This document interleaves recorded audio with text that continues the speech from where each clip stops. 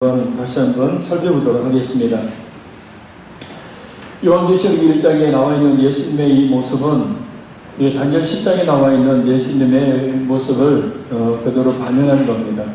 자, 요한계시록을 해석할 때에서 가장 중요한 것은 구약을 알아야 된다는 거죠. 구약에 기초하지 않는 요한계시록은 바른 해석이 될 수가 없기 때문입니다. 특별히 구약에 있는 에스겔서, 다니엘서와 같은 유대 묵시문화, 계시의 문학이죠. 그와 같은 것들을 바로 깨달아 알지 않는 한은 요한계시록을 바로 알 수가 없습니다. 자, 요한계시록 1장에 나와 있는 이 예수님의 복장을 보면 발에 걸리는 옷과 가슴에 금띠, 다니엘 10장에 나와 있는 세마포 옷과 허리에 성금띠, 그 다음에 얼굴은 햇빛 같고 번갯빛 같고, 눈은 햇불 같고 햇불 같고, 목소리는 많은 물소리, 무리의 소리, 발은 이 빛난 주석 같고 빛난 놋 같습니다. 머리털은 양털, 그 다음에 이 다니엘 7장 9절에 양털로 표현되어 있고요. 입은 양날검이 나오고, 그 다음에 이사야 49장 2절에 보면 날카로운 칼이 나옵니다. 손은 7벼를 쥐고 있고, 또 다니엘 10장 3절을 보면 영화롭게 의인들을 표현하는 것을 볼 수 있습니다. 이 빈칸은 그냥 빈칸. 자, 그럼 지금부터 사도 요한에게 나타난 부활 승천하신 예수님의 모습에 대한 구체적인 의미가 무엇인지에 대해 살펴보도록 합니다. 첫째, 예수님의 복장은 꺼주세요. 첫째, 예수님의 복장은 발에 끌리는 옷과 가슴에 금띠입니다. 13절에 나와 있죠. 발에 끌리는 옷을 입고 가슴에 금띠를 띠고, 왕은 왕의 옷을 입고 신하는 신의 옷을 입고 종은 종의 옷을 입죠. 경찰은 경찰복을 입고 의사는 의사 가운을 입습니다. 그래서 우리는 그 사람이 입은 그 옷을 보고 그 사람의 신분이 어떠한지를 알 수가 있죠. 그럼 예수님이 발에 끌리는 옷을 입고 있다라는 것은 예수님께서 분명히 그 옷을 통해서 어떤 신분을 말씀하고 있다는 것을 알 수 있습니다. 여기서 발에 끌리는 옷은 구약의 대제사장의 옷을 말합니다. 대제사장은 하나님 앞에서 그 발이 보이지 않도록 발을 덮는, 그래서 발에 끌리는 그런 옷을 입었습니다. 곧 예수님께서 대제사장이시라는 사실을 말씀하고 있습니다. 우리 히브리서 말씀을 통해 계속해서 대제사장 대신 예수님이라는 그런 표현, 그런 의미를 살펴보았었습니다. 그리고 예수님이 가슴에 금띠를 띠고 계셨는데, 원래 가슴띠는 왕의 복장입니다. 왕들은 보통 허리에 금띠를 띠지만 예수님은 가슴에 금띠를 띠므로 말미암아서 더욱더 존귀한 왕이라는 사실을 말씀합니다. 곧 예수님의 그 가슴에 띠는 왕 중의 왕, 만왕의 왕이라는 뜻이에요. 그래서 정리해 보면 예수님이 발에 끌리는 옷을 입은 것은 예수님이 영원한 대제사장 되심을 말하고, 그리고 예수님의 가슴띠는 곧 만왕의 왕 되시는 분, 왕 되심을 의미한다라는 겁니다. 할렐루야. 둘째, 예수님의 머리와 머리털은 흰 머리와 머리털입니다. 사도 요한에게 나타난 예수님의 머리와 머리털은 그의 머리와 털의 희기가 흰 양털 같았습니다. 사람의 머리는 보통 검은색이나 또 갈색, 이와 같은 색깔을 가지고 있는데 왜 예수님의 머리가 이처럼 하얀 흰색이었을까? 여기서 상징하는 의미가 있죠. 사람은 나이가 많아지게 되면 머리색이 하얘지죠. 백발은 노인의 지혜를 상징하기도 합니다. 잠언서 20장 29절 말씀입니다. 젊은 자의 영화는 그의 힘이요 늙은 자의 아름다움은 백발이니라. 그래서 백발은 나이가 많다는 것을 보여줍니다. 그러니까 예수님이 백발이다, 예수님의 머리털이 흰 양털 같다라는 것은 예수님의 그 나이, 곧 뭐냐면 영원하심을 이야기하는 거예요. 할렐루야. 그래서 다니엘 7장 9절 말씀에 보면 내가 보니 왕조가 놓이고 옛적부터 항상 계신 이가 좌정하셨는데 그의 옷은 희비가 눈 같고 그의 머리털은 깨끗한 양의 털 같고 그의 보좌는 불꽃이요 그의 박혀는 타오르는 불이며 그랬습니다. 보좌에 앉아 계신 분의 머리털이 흰 양털처럼 하얀 것은 바로 이분이 영원 전부터 존재하고 계시는 분, 곧 영원한 신상, 백발이 나이가 많다는 것을 의미하듯이 하얀 양털과 같이 흰 머리털은 예수님께서 영원한 신성을 가지신 분이라는 사실을 말씀하고 있는 거예요. 할렐루야. 곧 예수님께서 영원한 신성을 가진 하나님이시다라는 사실을 그 머리에 하얀 그 털의 희기가 흰 양털 같은 이 상징적인 모습을 통해서 우리에게 말씀해주고 있는 겁니다. 실제 예수님의 얼굴은 빛나는 얼굴입니다. 사도 요한에게 나타낸 예수님의 얼굴은 해가 힘있게 비친 빛 같은 얼굴입니다. 눈이 부셔서 쳐다볼 수 없는 아주 빛나는 얼굴의 모습입니다. 예수님의 이 얼굴은 다니엘 10장 6절에 그의 얼굴은 번갯빛 같고 라고 말씀하고, 사사기 5장 31절에 하나님의 전사들, 병사들의 승리를 묘사하는 것을 그 배경으로 합니다. 여호와여 주의 원수들은 다 이와 같이 망하게 하시고 주를 사랑하는 자들은 해가 힘있게 보듬갑게 하시옵소서. 얼굴 표정은 속일 수가 없죠. 얼굴 표정 속에 모든 것이 다 드러나게 되어 있습니다.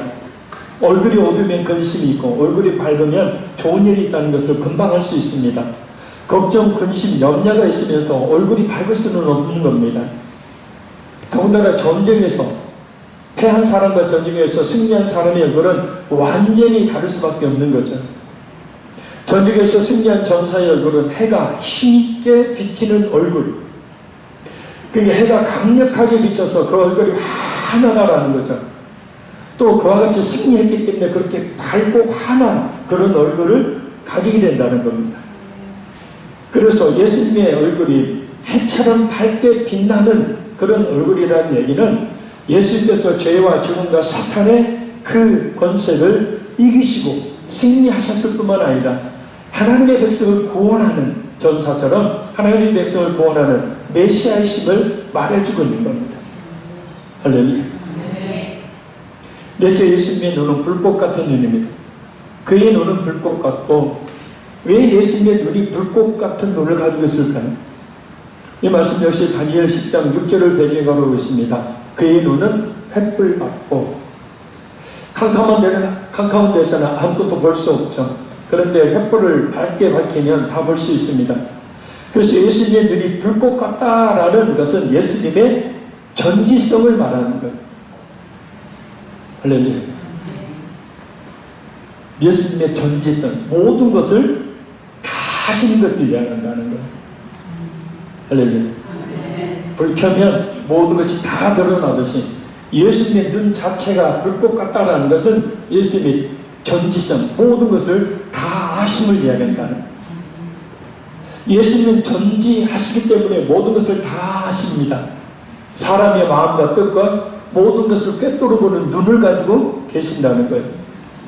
곧 우리 모든 생각과 행동을 다 보고 계시기에, 그래서 그 예수님 앞에 심판을 피할 자가 없는 겁니다. 따라서 우리는 항상 예수님의 그 불꽃 같은 눈을 생각하면서 예수님의 말씀대로 거룩하게 살아야 될 줄로 믿습니다. 할렐루야. 예수님은 따라합니다. 예수님은 모든 것을 알고 계신다. 내가 어디를 갔는데, 어느 곳에 가서 죄를 짓는데, 만약에 그곳에, 그 장소에 예수님께서 계신다, 불꽃 같은 눈으로 내가 범죄하고 있는 그 죄의 장면을 예수님이 바라보신다, 그 생각 하나만 가져도 무서워 벌벌 떨고 그 자리를 떠나겠죠. 근데 예수님 망각하는 것 잊어버리죠. 예수님 눈 좀 감아주세요. 어리석은 인간의 모습이죠. 기억하세요. 예수님 불꽃 같은 눈으로 지금도 우리를 보고 계신다. 다섯째, 예수님 입에서 좌우의 날선 검이 나옵니다. 그의 입에서 좌우의 날선 검이 나오고, 여기서 날선 검은 말씀을 말하죠. 히브리서 12장 4절 말씀에 하나님의 말씀은 살았고 활력이 있어 좌우의 날선 어떤 검보다 예리하여 홍과 영과 및 관절을 찔러 쪼개기까지 하며 사람의 생각과 마음을 감찰하시나니 자네의 모든 것이 그 앞에 드러나지 않음이 없다. 자, 이 말씀이 이사야 11장 4절과 이사야 49장 2절을 배경으로 합니다. 이사야 11장 4절 말씀, 그의 입의 막대기로 세상을 치며 그의 입술의 기운으로 마귀를 죽일 것이며, 그 입의 막대기, 그 입술의 기운, 이 뭐냐면 하나님의 말씀이죠. 할렐루야. 또 이사야 49장 2절입니다. 내 입을 날카로운 칼같이 만드시고, 그러니까 하나님께서 이사야 선지자의 그 입을 날카로운 칼같이 만드셔서 이사야 선지자가 선포하는 그 하나님의 말씀이 날카로운 비수처럼 이스라엘 백성들의 심령을 찌른다는 거예요. 그래서 그 말씀이 그 심령을 찌를 때 두 가지 반응이 사도행전에 나오죠. 하나는 마음에 강력한 말씀의 찔림을 받고 내가 어찌할꼬 회개하는 거죠. 하나는 뭡니까? 마음의 찔림을 받고 스데반을 향해서 이를 가르쳐 스데반을 돌로 쳐 죽여버리죠. 왜 목사님 그따구 설교를 합니까? 왜 목사님 대놓고 설교를 합니까? 왜 목사님 치는 설교를 합니까? 꼭 나더러로 하는 설교를 들을 때 그런 반응이 나타나게 됩니다. 만약 예수님의 말씀이 성도들을 위로하고 격려하시는 말씀이라면 그 입에서 꿀이 나오고라고 말씀하셨겠죠. 그런데 예수님께서는 그 입에서 좌우의 날선 검이 나온다고 말씀합니다. 자, 그것은 뭐라는 거예요? 예수님의 심판을 이야기하는 것입니다. 아까 이사야 11장 4절에 그의 입에 막대기로 세상을 치며 그의 입술의 기운으로 아기를 죽일 것이며, 그래서 예수님께서 그 말씀을 통하여 이 세상을 심판하신다는, 예수님께서 심판자 되신다는 사실을 말씀합니다. 예수님은 좌우에 날선 검을 가지고 적들을 무찌를 것입니다. 교회를 넘보는 이란들과 싸우실 것입니다. 누구를 통해서 그렇게 하십니까? 미가 5장 5절에서 8절에 보면 8왕과 7 목자들을 통해서 그렇게 하신다고 말씀합니다. 그건 뭐냐면 예수님은 그 입에 좌우에 날선 예리한 칼을 그 입에서 내어보내시는데 바로 하나님의 말씀을 전하는 사역자들을 통해서, 말씀을 증거하는 자들을 통해서 할렐루야, 이란들과 싸우시는 거죠. 그래서 지금 오후 예배 요한계시록이 특별히 신천지 비판적 관점에서 요한계시록을 살펴보는 이유가 바로 여기에 있습니다. 하나님은 설교자를 통하여 그 설교자들이 전하는 메시지가, 말씀이 좌우의 날선 검이 되어서 심령을 찔러 쪼개고 그들의 인격을 찔러 쪼개서 그들로 하여금 하나님의 찾고 하나님 앞에 변화되어지고 이단에 대처해서 악한 사탄과 해서 신령성의 능력을 얻게 만드시고, 잘못도 살았던 죄악의 모든 허물들을 찔러 쪼개 수선함을 통하여 그들을 살리시는 거예요. 할렐루야. 그래서 사역자들의 설교자들이 하나님의 진리의 말씀을 바로 선포하는 것이 무엇보다 중요합니다.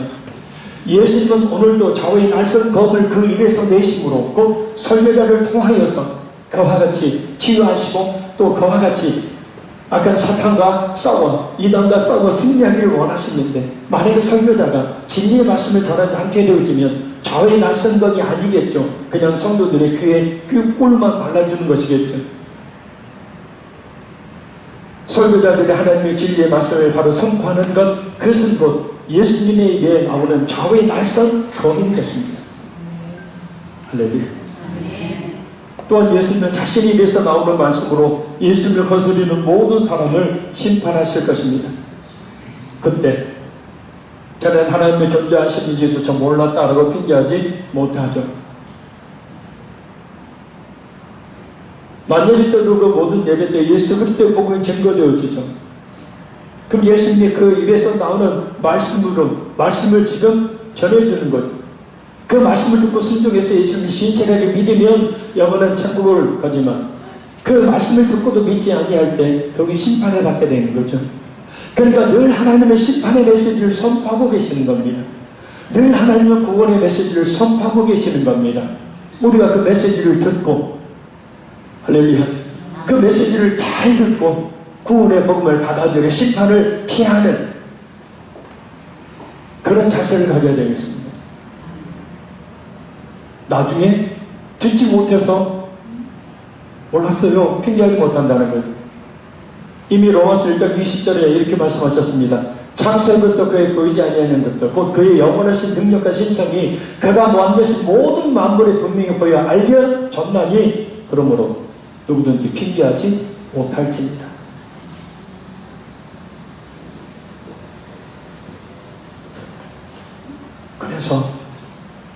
그래서 사실 말세에 우리 성도들이 드려야 될 말씀은 좌우의 다리상 검 같은 말씀입니다.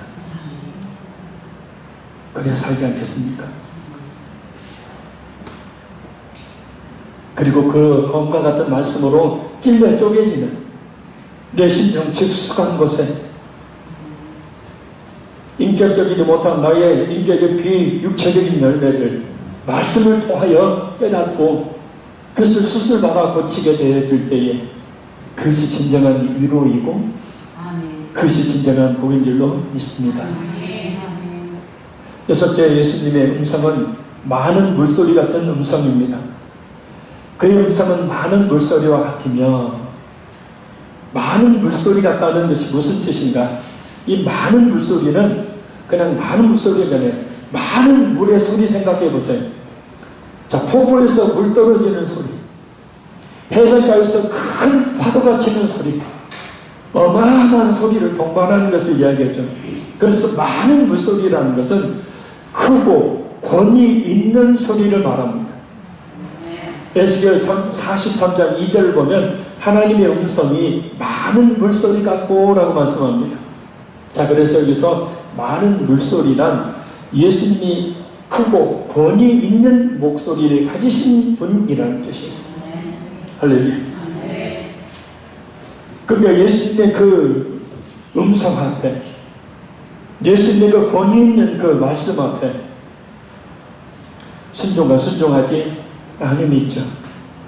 순종하는 자에게는 영원한 구원, 순종이 아닌 자에게는 심판이 있다는 사실입니다. 일곱째, 예수님의 손에는 7별이 있습니다. 그의 오른손에 7별이 있고 이 7은 계시록 1장 20절 보면 7교회 사자라고 해석하고 있습니다. 그리고 7별이 예수님의 오른손에 있다는 것은 7별이 예수님의 오른손에 있다는 것은 예수님이 그 7별이 뭐죠? 다음 시간에 잘 알려드릴게요. 자, 7별, 7금 촛대 사이를 7별을 쥐고 하나님의 사역자를 말하다.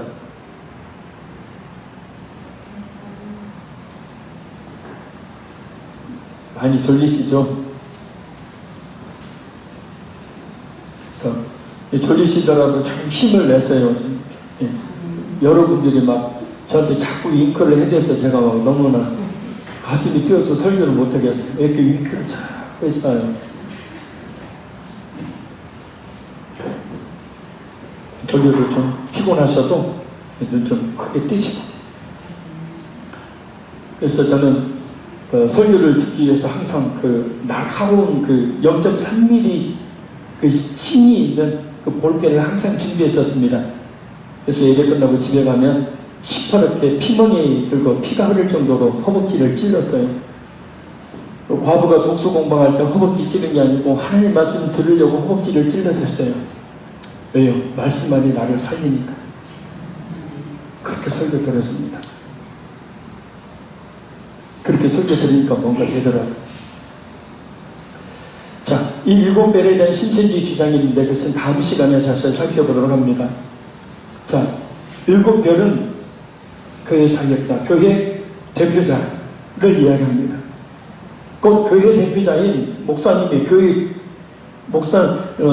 목사님의 교회 주관자가 아니라 교인들의 대표인 장로님들이 주관자가 아니라 예수님이 그 교회의 주관자라는 뜻이에요. 할렐루야. 교회를 처음 누가 세웠든지 간에 그 교회의 주관자는 예수님입니다. 교회를 개척하면 목회자가 그 교회 주인처럼 행사를 하는 경우가 많은데요. 그러나 교회 주인은 목사도 장로도 그리고 말 좀 하는 어떤 권사도 건축할 때 80% 이상의 헌금을, 건축금을 낸 사람도 아닙니다. 교회 주인은 예수님이십니다. 성경에서 말씀하고 있는 바른 교회관을 가질 필요가 있습니다. 그 교회 주관자가 예수님이 되게 하는 유일한 방법은 성경대로 교회를 운영해야 나가는 것입니다. 무엇보다 하나님의 말씀을 바르게 선포하는 것이 바로 우리 예수님으로 하여금 그 교회의 주관자가 되도록 하시는 거예요. 할렐루야. 기도하는 가운데 원래는 올해 이제 부흥회를 하지 않으려고 했었죠. 제가 그렇게 이야기를 했었고, 근데 그것을 뒤집어서 하기의 부흥성회를 한다고 이야기했던 것은, 물론 제가 장로님들한테 이야기를 하고 한 줄 알았는데 한 3주 정도 제가 좀 많이 힘들고 몸이 좀 안 좋아서 장로님들이 이야기를 안 하고 한다고 얘기를 했던 것 같아요. 그래서 장로님들 만나서 죄송하다고 이야기를 드렸는데, 여러 성도들이 이제 부흥회를 해야 된다. 부흥회 때문에 사는데, 그런 말들을 듣고 또 하나님 앞에 기도하는 가운데 그런 감동이 있어서 다시 부흥회를 하려고 합니다. 근데 이제 외부 강사를 알아보려고 기도원 집회도 가보고 다른 교회 집회도 가보고 우리 시찰 노예에 있는 교회들 강사들 가서 집회 들어보고 했는데도 유명하신 분들은 사례비를 만만찮게 줘야 되니까 안 되고, 또 영 설교가 제 마음에 들지도 않고, 그래서 다시 이제 부흥회를 하려고 합니다. 그래서 부흥회를 통해서 저나 집사님에게 주신 하나님의 권세와 능력을 활용해서 여러분들에게 큰 영적 유익을 끼치면, 부흥회 하는 저는 힘들지만 집사람도 진짜 막 고생하고 쓰러질 정도로 힘들지만, 여러분들이 성령 충만과 은혜 받으면 오히려 제가 편해지게 되는 거니까요. 그래서 이번 여름 부흥성회 때 진짜 하나님의 말씀을 통해 성령님의 강력하신 역사하심을 체험하는 그런 성회, 이것저것 생각하지 마시고 참여하셔서 하나님의 말씀의 잔치, 성령님의 강력한 인도의 현장에 나와서 은혜 받으시고, 우리 화평의 교회의 주관자가 사람이 아니에요. 우리 예수님이, 우리 성령님이 되시기를 간절히 소원합니다. 자, 그래서 예수님께서 교회의 사역자로 세운 목회자를 그 진실로 하나님의 말씀을 바로 증거한다면 순종하며 따라야 합니다. 합력해야 합니다. 요즘에는 목회자에 대한 불신이 많아서 순종하지 않고 일단은 무조건 반대편에 서는 경우들이 많습니다. 그러나 한 나라도, 어떤 회사도, 어떤 작은 모임 공동체도 세워진 지도자를 잘 따르지 않으면 올바르게 나갈 수도 없고 혼란에 빠지고 결국 무너질 수밖에 없습니다. 특히 교회 공동체는 더더욱더 영적 공동체라 그렇습니다. 따라서 예수님께서 교회의 중직자들에게, 특별히 목사님, 장로님에게 엄중한 책임을 물으신다고 말씀하셨죠. 누가복음 10장 48절 말씀입니다. 무릇 많이 받은 자에게는 많이 요구할 것이요 많이 맡은 자에게는 많이 달라 할 것입니다.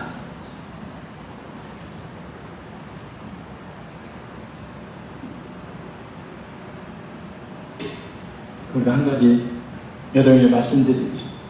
아무리 못난 목사라도 목사님 꼭 인자를 좀 붙여주십시오. 할렐루야. 아이고, 승려들한테는 스님, 신부한테는 신부야 그래, 신부님 그러면서 왜 목사, 성목사가 모목사가 길거리에 다니다 보면 막 너무나 그냥 우리 저같이 빌빌한 목사를 할지라도 그래도 저한테 그러는 얘기가 아니고 목사님들이 목사님 해주세요. 전도사님, 교육자, 목사님, 전도사님, 교육자들 참 존중하시고 잘 따라주시길 바랍니다. 교회에서 월급 주니까 전도사님 저좀 갖고 와. 전도사님이 다 수발 들고 권사님들은 가만히 앉아서 대접받고 그러지 말고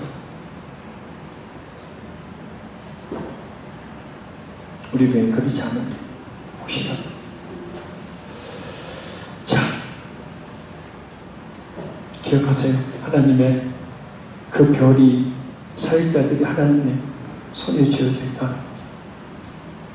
8번째 예수님의 발은 주석 같은 발입니다. 그 발은 풀무불에 단련한 빛난 주석 같고 여기서 주석은 풀무불 일반 불보다 7배 더 뜨거운 불이죠. 그 분무 속에 단련했기 때문에 아주 강하고 또 빛이 나는 금속을 이야기합니다. 이것은 예수님의 강함 또 예수님의 도덕적으로 순결하신 영광을 상징합니다. 그럼 왜 예수님의 발이 주석 같다고 이야기할까요? 그래서 예수님의 발은 세상을 심판하는 것과 연결되기 때문입니다. 자, 고대의 세계에서 전쟁에서 승리하면 자, 여기를 보십시오. 고대 전쟁에서 전쟁에서 여기 빈 물병이 있었는데 언제 처음 전쟁에서 그 왕이나 장수가 승리하게 되면 패한 왕이나 장수의 머리를 여기가 보좌 그 왕의 자리가 있잖아요. 그럼 그 앞에 올라가도록 계단이 있습니다. 첫 계단에 바로 그 패한 왕이나 장수의 목을 이렇게 놓고 이긴 왕이나 장수가 그 머리를 받고 올라가는 거예요. 그래서 왕자에 앉습니다. 빛난 주석 받고라는 것은 예수님의 심판이에요.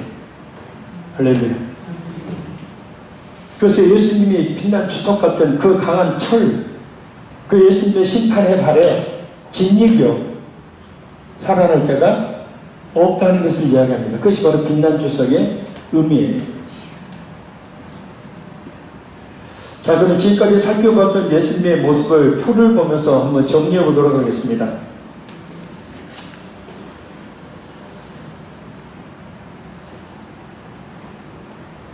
자, 예수님의 옷과 금띠, 발에 끌리는 옷과 가슴의 금띠는 예수님의 대제사장, 대제사장이며 왕이심, 만왕의 왕이심을 상징하는 거예요. 그 다음에 예수님의 머리털, 이것은 곧 하나님과 동동하신 분이에요. 특별히 영원하신 분, 백발이 나이가 많은 영원하신 분.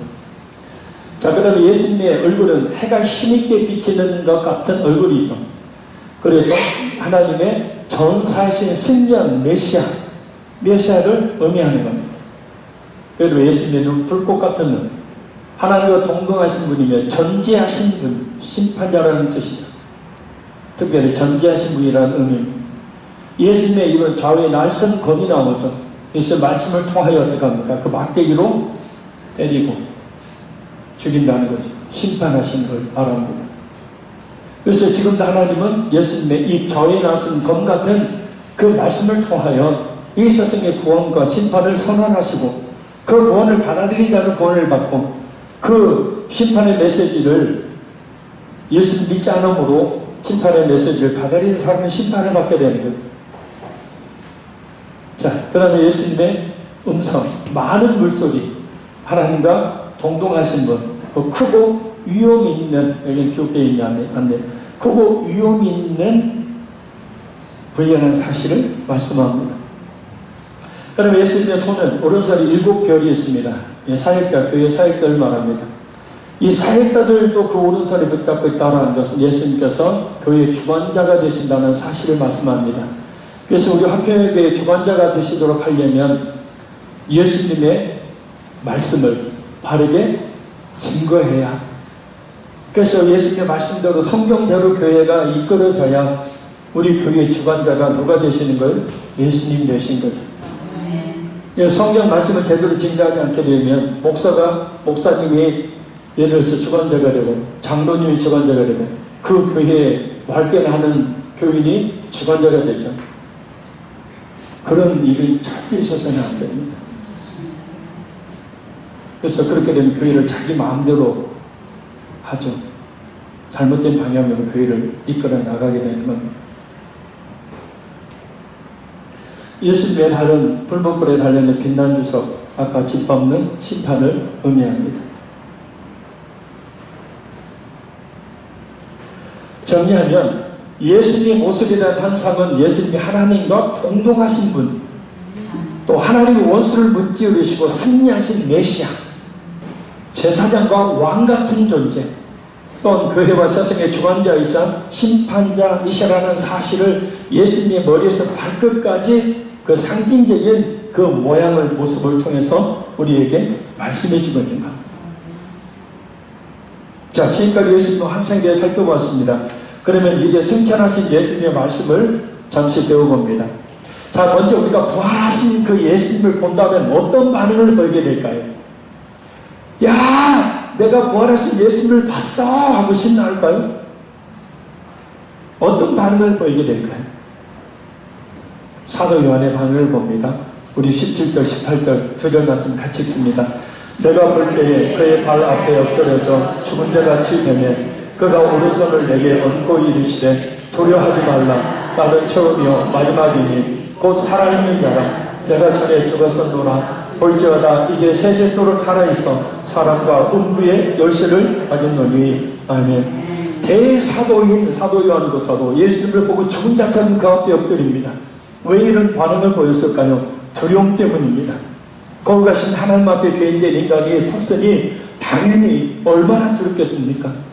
그래서 하나님을 경외하는 믿음은 하나님을 향한 사랑과 함께 하나님에 대한 두려움을 동반하게 됩니다. 할렐루야. 참된 믿음의 성도는 그래서 하나님을 뜨겁게 사랑하게, 또한 하나님을 두려워하게 된다는 것.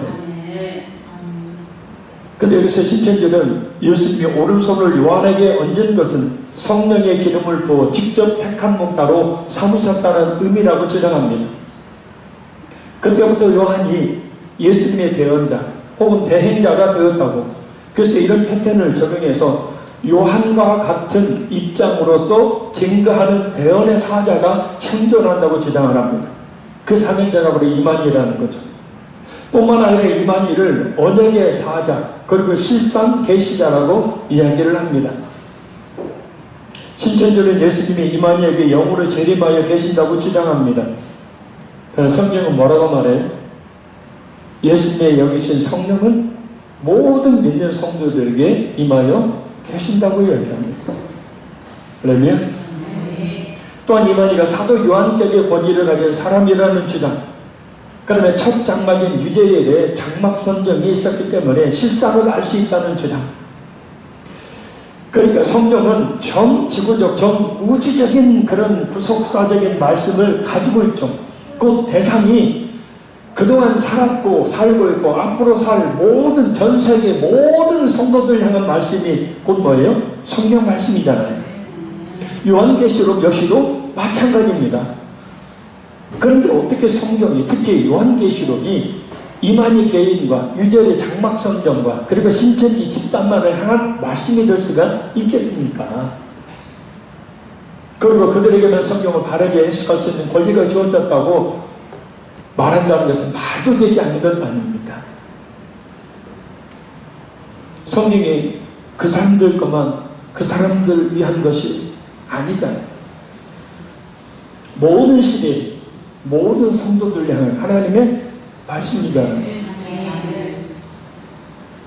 그러니까 조금만 생각해도 신천지의 그 논리가, 그 억지 꿰맞추기 주장이 얼마나 잘못된 것인지 금방 알 수 있어요. 역으로 뒤적여서 보면 그만큼 많은 성도들이 성경에 대한 기본적인 지식도 없다는 것을 이야기합니다. 그래서 넘어가는 거예요. 예수님 믿고 성령 안에 있는 성도라면 누구든지 요한계시록의 말씀을 깨닫고 이해할 수 있습니다. 이를 위해서 필요한 것은 예수님을 믿는 모든 성도에게 내주 역사하시는 성령님의 인도하심입니다. 할렐루야. 특정한 사람에게만 해석의 권리가 주어졌다면, 예를 들면 신천지뿐만 아니라 이단의 교주들이 대부분 이 주장을 하죠. 큰 믿음교회 변승호 목사 역시도 마찬가지예요. 하나님의 말씀의 달인 줄을 유일하게 변승호 목사가 받았다. 변승호 목사만 성경을 바르게 올바르게 해석할 수 있는 그런 권한을 하나님이 주셨다라고 이야기하는 겁니다. 말이 됩니까? 특정한 사람에게만 예수님의 영이신 성령께서 임하였다는 주장은 정말 성경을 모르는 무지에서 기르던 억지 주장일 뿐입니다.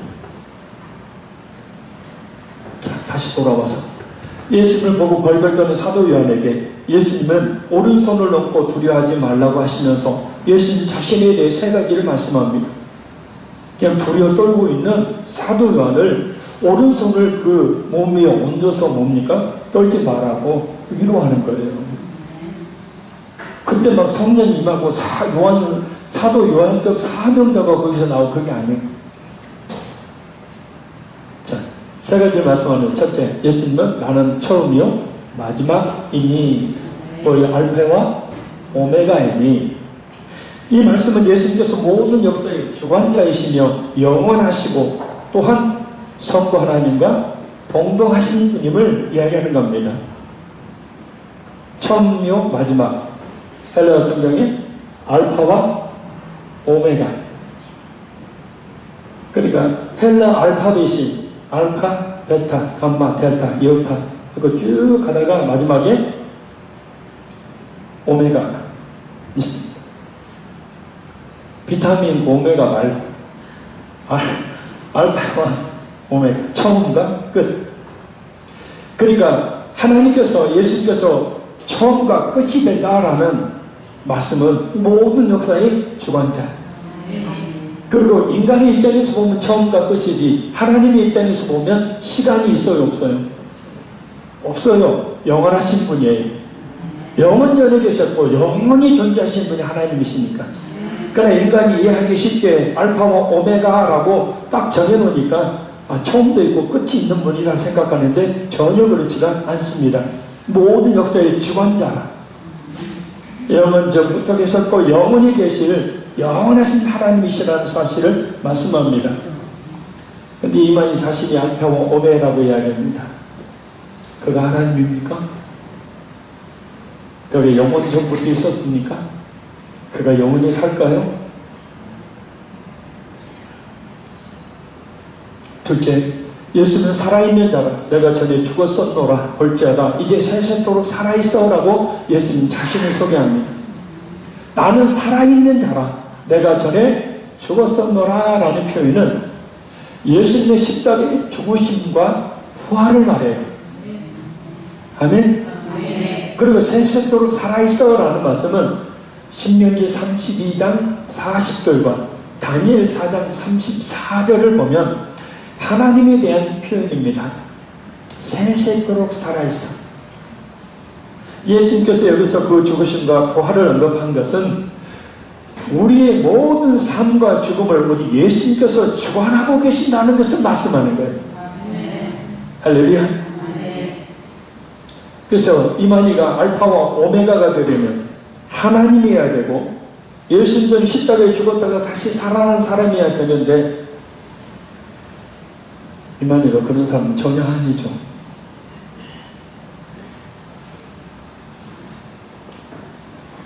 실제 예수님은 사망과 음부의 열쇠를 가졌노라 라고 말씀합니다. 음부는 히브리어로 소울, 헬라어로는 하데스라는 말입니다. 죽은 자들이 거하는 곳이라는 뜻이에요. 무덤을 의미하기도 하고 죽은 자들이 영원히 들어가는 지옥을 말하기도 합니다. 그리고 열쇠는 문을 열기도 하고 닫기도 하는 권세를 의미합니다. 따라서 예수님이 사망과 음부의 열쇠를 가지고 계신다는 것은 예수님이 죽게도 하시고 살게도 하시며 예수님이 지옥에 들어가게 하기도 하시고 지옥에 들어가지 않게도 하시는 권세를 지니신 분이라는 거예요.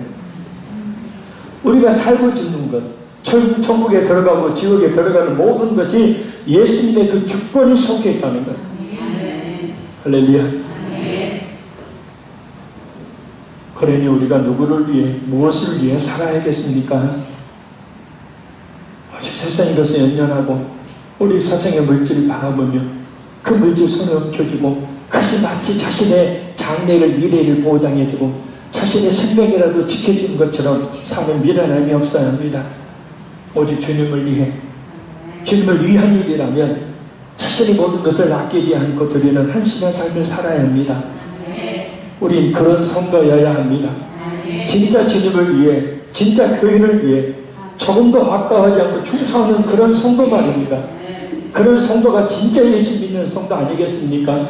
그런 성도가 진짜 하나님의 마음을 한여름의 얼음 냉수처럼 하나님의 마음을 좀 시원하게 끓이는 하나님의 일꾼 아니겠습니까? 할렐루야. 그런 막 화통한,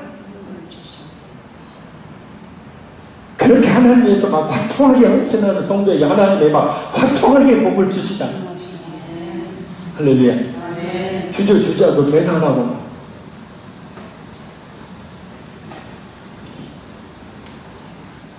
그 얘기 하지 말아야지. 구형이 왜 헌금 드리려고 해요? 헌금 찬송. 내게 있는 모든 것을 아낌없이 드리네. 찬양을 하고 다른 사람 다 헌금을 했는데 한 사람만 꾸준히 손을 놓고 헌금을 안 해요. 그래서 준비가 덜 된다는 것 같다. 한 바퀴 도둡시다. 내게 있는 모든 것을 아낌없이 드리네. 이제는 더 이상 못 기다리는가. 호주머니에서 딱 꺼내서 그 구형예배 헌금 바구니 싹 집어넣고 그동안 혼자 웃어요. 왜 웃냐? 보통 구형예배 드리면 헌금 1,000원이나 2,000원 그렇게 하는데 하필이면 호주머니에 1,000원하고 5,000원짜리 10,000원짜리 10,000원짜리가 섞여 있는 거예요.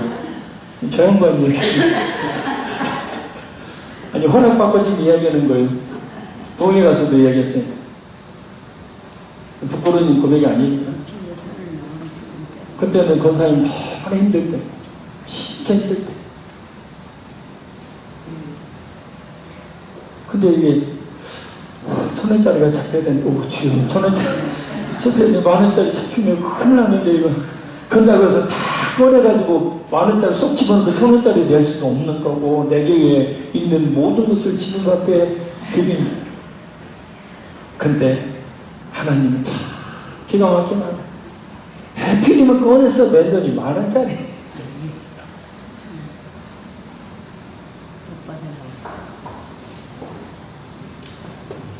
우리 권사님 뭐 지금 하나님의 큰 축복 받으면서 신앙생활 너무 열심히 잘하고 계십니다.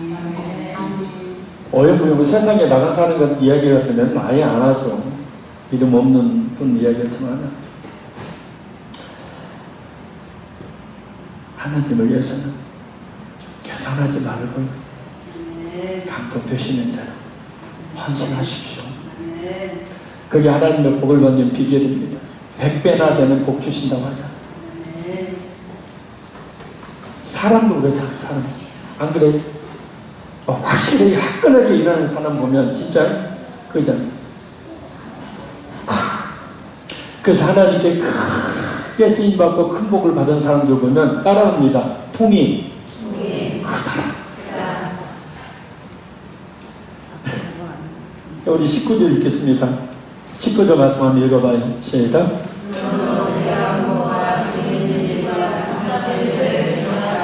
아멘. 예수는 사도 요한에게 네가 본 것과 지금 있는 일과 장차될 일을 기록하라고 하십니다.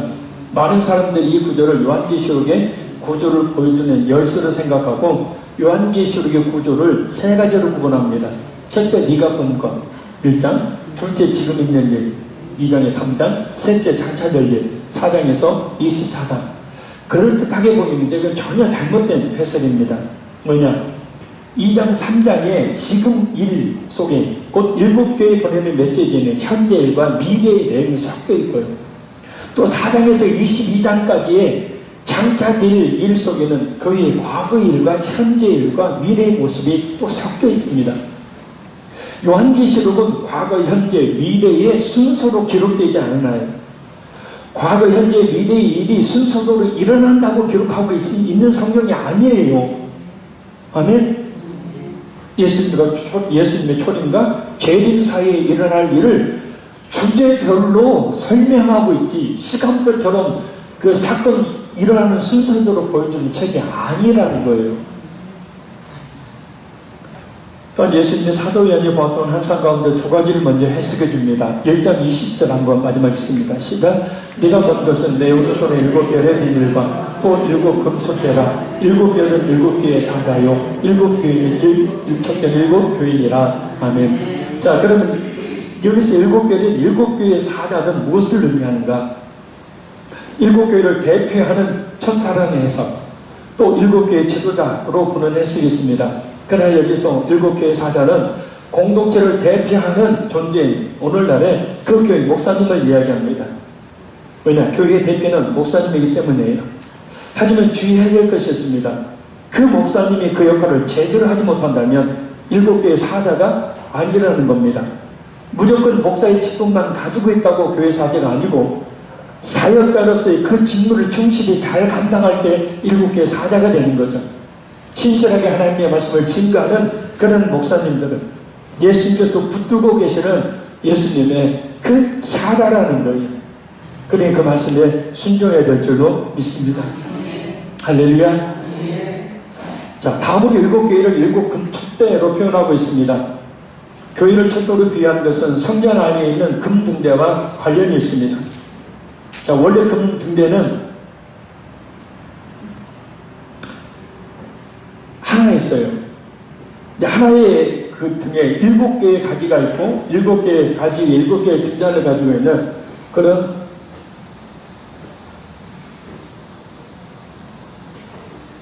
이거 바로 이제 그 등대입니다. 성전 안에 있는 등대죠. 자, 가지가 몇 개예요? 7개. 7개의 가지에 7잔이 있죠. 그래서 여기 이제 신재가 있고, 여기는 이제 뭘 보여요? 1번 석유, 2번 휘발유, 3번 감남유, 4번 올리브유. 이 잔이 뭘 보여요? 1번 휘발유, 2번 등유, 3번 감남유, 4번 올리브유.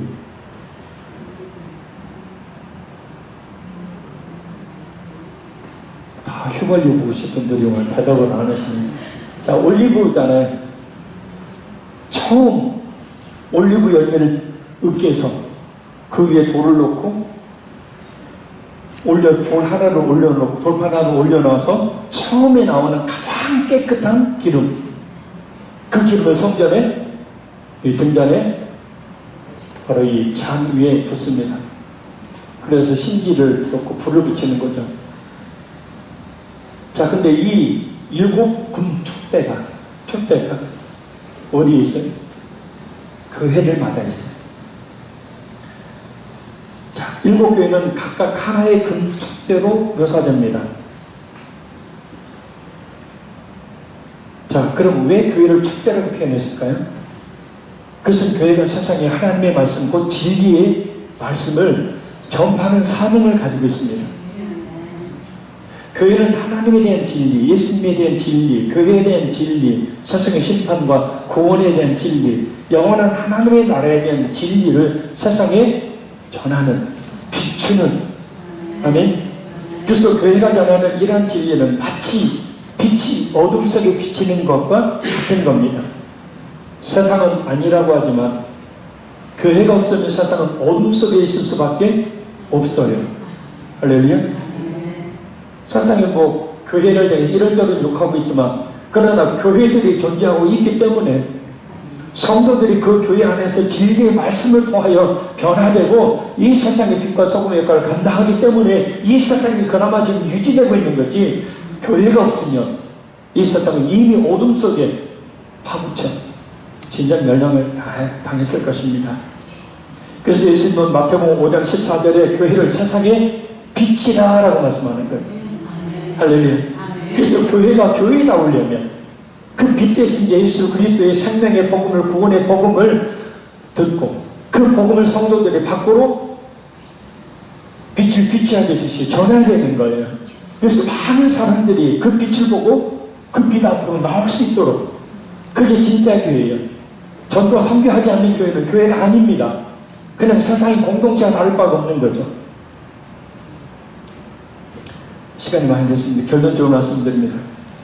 자, 지난번과 오늘 살펴본 1장 9절에서 20절까지의 내용을 세 가지로 정리해 봅니다. 첫째, 요한계시록과 구약 성경과의 연관성입니다. 요한계시록은 신약의 유일한 선지서로 구약의 선지서들의 절정, 마무리 완성입니다. 구약의 종말에 대한 예언들이 예수님 통해 성취되었고 성취되고 있으며 성취될 것을 말합니다. 특히 스가랴 4장, 다니엘 2장과 7장의 종말에 대한 예언이 예수님을 통해 성취되었음을 강조하고 있는 성경이 요한계시록. 그래서 요한계시록 성경을 해석하기 위해서는 반드시 구약을 알아야 돼요. 구약을 기본으로 해서 요한계시록이 해석될 때 요한계시록은 해석되지 못할 구절이 없는 거죠. 둘째, 예수님의 신분과 사명을 잘 보여줍니다. 지금 부활승천하여 하나님 보좌 우편에 앉아 계신 예수님은 신성을 가지신 분으로 성부 하나님과 동등하신 하나님이십니다. 또한 예수님은 성부 하나님께로부터 하늘과 땅의 모든 권세를 위임받은 분으로 일곱 촛대로 상징되는 교회의 주인으로서 교회를 다스리고 관리하시는 분이십니다. 그러나 예수님께서 단순히 교회의 주인이실 뿐만 아니라 온 우주의 통치자요, 역사의 주관자요, 심판자이심을 보여주십니다. 그래서 우리 화평의 교회 가운데 예수님의 주권자가 주관자가 되도록 하는 방법은 진리의 말씀을 바로 증거하고 우리 모든 성도들의 빛의 사명을 감당하며 우리 예수님이 이 화평교회를 주관하시고 이 교회를 통해서 영광 받으실 줄로 믿습니다. 우리 화평교회는 이 요한계시록 말씀을 통하여 세상 공동체가 되어서는 안 됩니다. 주님께서 원하시는 교회가 되어야 합니다. 마지막 세 번째, 교회의 신분과 사명을 잘 보여줍니다. 교회는 일곱 촛대와 같은 존재로 오늘 사상의 빛 같은 존재입니다. 빛으로서의 사명은 교회가 아니면 세상에 어떤 단체도 할 수 없는 일입니다. 진리, 곧 하나님의 말씀을 바르게 전하는 것이야말로 교회의 가장 중요한 사명임을 잊지 말아야 합니다. 기도하겠습니다. 부활승천하셔서 우리의 심판자가 되시는 영원하신 하나님이신 예수님을 더욱 사랑하고 또한 두려워하는 믿음을 가진 우리 자신이 되게 하여 주옵소서. 나를 구원해 주신 나의 생사를 주관하고 계시는 영원하신 예수님을 위해 모든 것을 다 바쳐 충성을 다하는 참된 그리스도인이 되게 하여 주옵소서. 예수님께서 기뻐하시는 우리 화평교회를 세우는 일을 위하여 합력하게 하여 주옵소서. 예수님께서 원하시는 진리의 말씀을 전하는 우리 화평교회가 더욱더 되게 하여 주시고 또한 우리 자신이 말로만이 아닌 그 진리의 말씀을 전하는 전도와 선교의 삶을 사는 은혜가 있게 하여 주옵소서. 믿사오며 예수님 이름으로 기도합나이다. 아멘. 기도하겠습니다.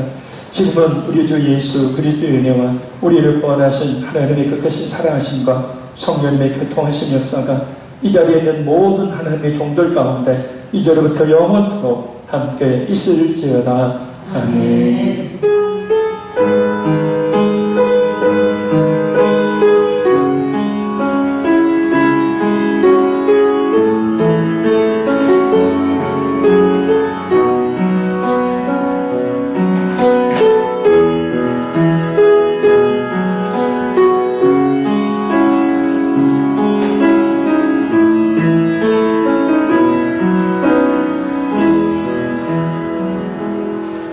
우리 서로 축복하겠습니다. 예수님 우리 교회 주인이십니다.